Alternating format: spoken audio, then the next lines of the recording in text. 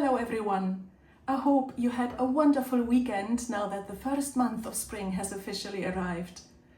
As you might know, my son was home for the Easter holidays and I enjoyed that very, very much. He's now back at university, he has exams he needs to sit, and he will only visit in the summer months again, so I'm looking forward to that already.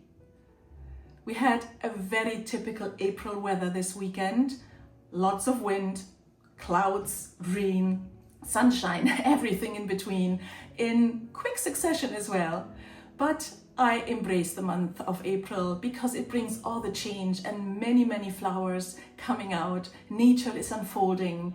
I can see the chestnuts are already greening. And lately I've seen many dandelions. Just these last 2 days when I was out and about, I thought, this is very unusual because it's not very warm. However, they are there, so I decided to take my wee basket today and pick some dandelions to make shortbread. So come along and I hope you enjoy it.